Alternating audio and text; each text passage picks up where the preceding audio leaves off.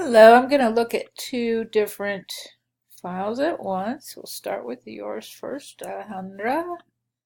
So, I am looking at the FLA files just to see your setup. Nothing should be animated yet. It should just be your art and your typography, and the type should be broken.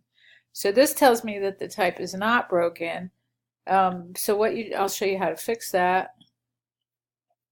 All right, super. Cute. Okay, now did you create these designs, the illustration? It looks like you did, but you want to make sure you did because this will be going on your portfolio page, which means that people will assume that you did it. Okay, what I want to do here is I want to see this closer, so I'm going to put on pause for a second. Okay, so I don't think this is a great piece of art because I've already gone in 200% and I still can't tell what it is. All right, I wouldn't use this one. Do you have one that has more contrast? It's just really, that thin line quality gets really lost. I thought the other pieces popped out um, much better. Okay, that said, I wanted to also show you how to break your fonts. Sort of looks like Century Gothic, so maybe that wasn't that message wasn't correct, but yeah, you did it. Yeah, so just ignore that message, I guess. I don't know what that was about. So that's the only comment I have is I think you need something with more contrast, because so you can see at 100%, it just sort of looks like a crescent moon with some texture behind it. All right, I'm gonna go look at the other one. Pause. Okay, Angelique, this felt tip Roman is one that comes on everybody's computers, so it's not going to send a super creative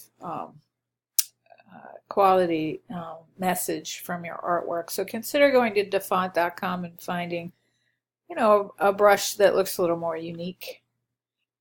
But otherwise, the type is not broken, so let me show you how to do that. Okay. So you found some stock footage. I don't think stock is a good idea. This is going to go on your website by the end of this class, and your portfolio site sends a message that you've done everything on there because you're a visual artist. So if you use clip art, it's going to look like you're saying you did it, but you didn't really. So if you have any artwork, if you want to draw a lipstick and a brush and nail polish and then put a brush on it, I think that's a good idea. If you need to know how to do that, I can show you how. All right, yeah, don't use, I don't recommend using any kind of stock art because like I said, this is going to go in your portfolio, so you want it to look special. All right, so this is how you break type. You select it, you go to modify and you pick break apart and you do it twice. Because the first time just allows you to move the letters, but you can still change the font. But if you do it another time, it turns the letters into artwork. So there's still vector. You can use the white arrow tool at this point to move points if you wanted to. I don't know why you would, but that's how you do it. All right, let me know if you have any questions. Bye-bye.